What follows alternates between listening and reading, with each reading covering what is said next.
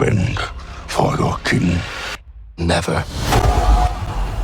Movie की शुरुआत में हमें दिखाया जाता है सबसे बुद्धिमानी वानर को, जिसका नाम नोवा होता है। नोवा और उसके दोस्त पहाड़ी पर ईगल्स के अंडे लाने के लिए जाते हैं, जो कि इनके कबीले के रस्म के मुताबिक होता है। और जो वानर जवान हो जाता है उसे एक अंडे का ख्याल रखना पड़ता है, और उस अंडे से जो बच्चा निकलता है उसे हर एक वानर को ट्रेन करना पड़ता है। ईगल्स को कंट्रोल करने के लिए एक खास किस्म का आवाज निकाला जाता है अपने मुंह से, और इस काम में सबसे ज्यादा माहिर थे नोवा के डैड, यानी इस कबीले का लीडर। नोवा अपने अंडे को बहुत ही ज्यादा ख्याल रख रहा था। नोवा को बहुत ही बेसब्री से इंतजार था उस अंडे से बच्चे को निकलने का, लेकिन शायद किस्मत को ऐसा मंजूर नहीं था।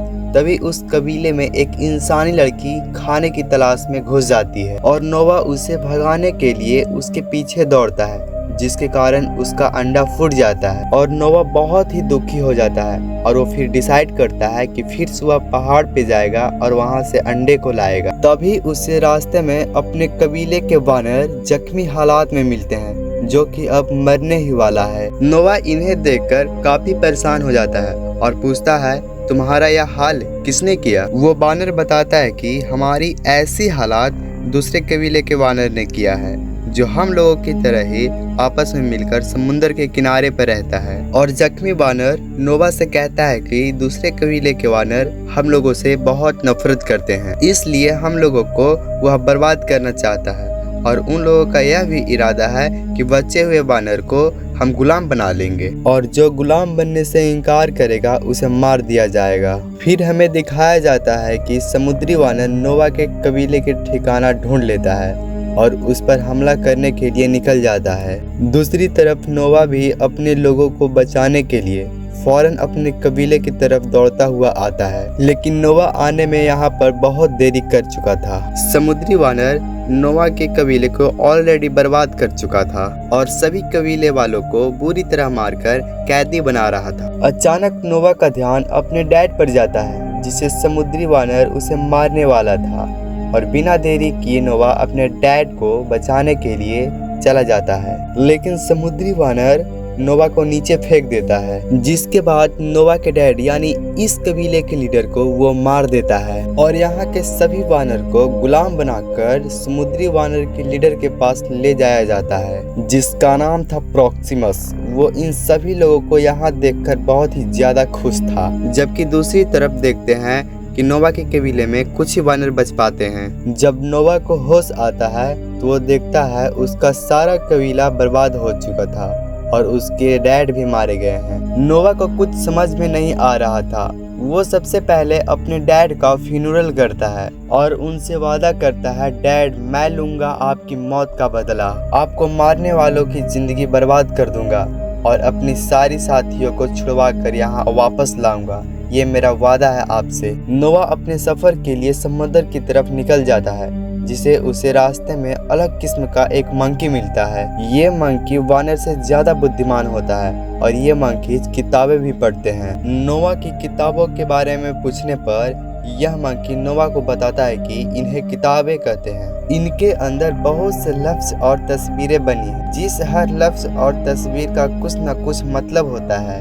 यह मंकी नोवा को बताता है कि पहले सीजर्स के जमाने में लिखी हुई चीजों को पढ़ और समझ पाते थे ये वानर लोग। नोवा सवाल करता है, सीजर कौन है? वह मंकी नोवा को बताता है कि सीजर वो पहला आदमी था जिसमें सोचने और समझने की पहली बार सलाहियत आई, और उसी की वजह से हम लोग इवोल्यूएट हुए, यानी हमारे में भी तब्दीली आई और हम भी सोचने समझने और बोलने के काबिल। समझ लो कि वो हमारा सबसे पहला लीडर है। उसी ने हमें बताया कि एक मंकी को दूसरे मंकी को नहीं मारना चाहिए, चाहे वो इसकी नस्ल का हो या फिर नहीं। बातों ही बातों में ये लोग अच्छे दोस्त बन जाते हैं और साथ बैठकर खाना खाते हैं। इसी दौरान वो लड़की जिसे पहले हमने नोवा के घर पर देख चुके हैं, वो दोबारा यहाँ से आ जाती है खाने की तलाश में और नोवा उस लड़की को भगाने लगता है। तभी वो दूसरा मंकी उसे रोक देता है और वो कहता है कि सीजर इंसानों से बहुत प्यार करते थे, उसी को देखते हुए हमें भी इंसानों से प्यार करना चाहिए और वे लोग उस लड़की को भी खाना देता है। वो मंकी नोवा को बताता है कि एक वक्त था जब इंसानों के पास अक्ल हुआ करती थी और वो भी बोल पाते थे और समझ पाते थे, लेकिन वक्त गुजरा और इनकी सारी अक्ल चली गई और अब ये लोग जानवरों की तरह रहते हैं। क्योंकि इन्होंने इस लड़की को खाना दिया था, इसलिए ये लड़की भी इनकी साथी बन जाती है। सुबह होने पर नोवा अपनी सफर जारी करता है। थोड़ी दूर जाने के बाद उन्हें इंसानों की भीड़ दिखती है जो पागलों की तरह खाना ढूंढ रहे थे। अचानक यहाँ पर समुद्री वानर हमला कर देता है क्योंकि इंसान इन्हें बिल्कुल भी पसंद नहीं है। नोवा उस लड़की की जान बचाकर जंगल में लेकर आ जाता है। अब इस लड़की को इन दोनों के साथ रहना सेफ लगता है और पहली बार ये लड़की इन लोगों से बात करता है और कहता है मेरा नाम मे है। और वो लड़की कहती है कि बदले की आग में समुद्री वानर मेरे सारे कबीले वालों को मार दिया, जिसमें सिर्फ जैसे तैसे मैं बच पाई। नोवा को अपने लोगों को बचाना था, इसलिए बिना वक्त का जाया किए अपनी सफर को शुरू करता है। आगे जाने पर उसे एक नदी का पुल मिलता है। जब उसे वे लोग पार कर रहे थे तो उस पर हमला हो जाता है, जिससे मंकी पानी में बह जाता है और नोवा और उस लड़की को बंदी बनाकर लेकर जाया जाता है। एप्रोक्सिमस, जो कि बहुत ही बेरहम लीडर है, उसने हुक्म दिया था जो इंसान दिखे उसे फौरन मार दो और उसका इरादा था कि पूरे वानर राज पे राज करना। आगे दिखाया जाता है कि ये लोग समुद्र के बिल्कुल किनारे पर रहते हैं और समुद्र का पानी इनके इलाके में ना आ जाए, इसलिए समुद्र के आगे एक बहुत बड़ा दीवार बनाया गया है। इतने इंटेलिजेंस का काम एप्रोक्सिमस ने इंसानों को देखकर कॉपी किया था। एप्रोक्सिमस के पास ह्यूमन मिलिट्री का एक बहुत बड़ा शिप भी था। इस शिप में एक बंकर था जिसमें मिलिट्री के वेपन्स थे और यह हमेशा इस बंकर को खुलवाने के लिए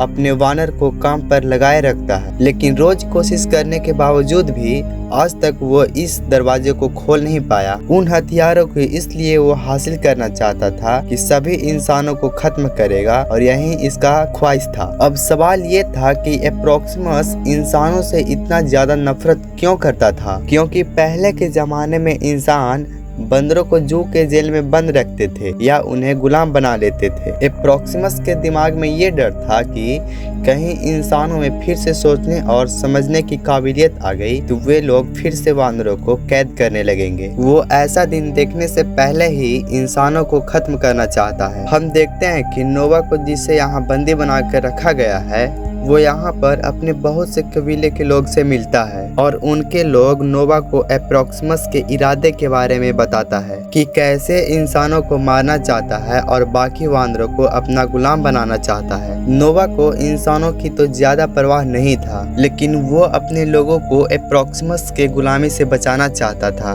और नोवा को उस बंकर के बारे में पता चल जाता है जिसमें बहुत सारे वेपन्स थे और वह कुछ सोचते हुए मे से बात करने के लिए जाता है। मैं भी नोवा को कुछ बताना चाहती थी। वो नोवा से कहती है कि हमारे जैसे इंसान काफी कमजोर हो गए हैं। उसे बोलना सिखाने के लिए उसे एक लैंग्वेज बुक की जरूरत है जो उस बंकर में है और वो उसे हासिल करना चाहती है। उस बंकर को खोलकर यहाँ नोवा बताता है कि मैं इस बंकर को तबाह करना चाहता हूँ ताकि मैं अपने कबीले के लोगों को छुड़वा सकूं। यह बंकर जब तबाह हो जाएगा तब एप्रोक्सिमस का सारा गुरूर और घमंड पानी में मिल जाएगा और ऐसे मेरा काम बहुत ही आसान हो जाएगा। वो लड़की नोवा की मदद करने के लिए तैयार हो जाती है, लेकिन उसकी एक शर्त थी कि वो पहले लैंग्वेज बुक को उस बंकर से हासिल करेगी। नोवा उसकी बात को एक्सेप्ट करता है और ये लोग फैसला करते हैं कि इस प्लान को आज ही अंजाम दिया जाए। नोवा ने प्लान बनाया था कि वे लोग एक बम बनाएंगे, उस बम की मदद से दीवार को तबाह करेंगे, जिससे यहाँ के लोगों ने समुद्र की पानी उनके इलाके में आने से रोका हुआ था। जिसके बाद ये लोग बंकर में जाकर उस लैंग्वेज बुक को हासिल करेंगे, फिर उस बंकर को भी तबाह कर देंगे। लेकिन उस लड़की का प्लान थोड़ा सा चेंज था। वो नोवा और उसके साथी को पहले बंकर में ले जाती है और वहाँ से अपनी लैंग्वेज बुक को वो अपनी हासिल कर लेती है। उतने में नोवा को एक स्टोरी बुक मिलता है जिसके अंदर वो देखता है कि किस तरह इंसानों के द्वारा वानरों को कैद करके रखा जाता था। नोवा को बहुत ही बुरा लगता है लेकिन वो इस बात को इग्नोर करके दोबारा उस लड़की का साथ देने लगता है। ये लोग बंकर में जाने के लिए पहाड़ी का सहारा लेते हैं और फिर बाहर निकलने के लिए मेन दरवाजा को वो ओपन कर देता है। जैसे ही वो दरवाजा ओपन होता है उसके सामने एप्रोक्सिमस खड़ा था और सच्चाई जानने के लिए वो नोवा के साथी के गले पर चाकू रखवा देता है और नोवा को कहता है सारी सच्चाई बताने के लिए, नहीं तो उसके साथी को वो मरवा देगा। इससे पहले नोवा के साथी को कोई नुकसान पहुंचाता वो लड़की उस वानर को गोली मार देती है जिसने उसे बंदी बनाया हुआ था। जिस गन से वो लड़की शूट किया था उस वानर को, उसे देखकर एप्रोक्सिमस बहुत ही ज्यादा खुश हो जाता है और वो उस लड़की से एक सौदा करता है कि मैं तुम्हें ऐसे ही जाने दूंगा, तुम्हारे साथियों को भी जाने दूंगा, लेकिन इसके बदले में मुझे सारे वेपन्स दे दो। मैं बेवकूफ नहीं थी क्योंकि वो जानती थी अगर एप्रोक्सिमस के हाथ में हथियार लग गया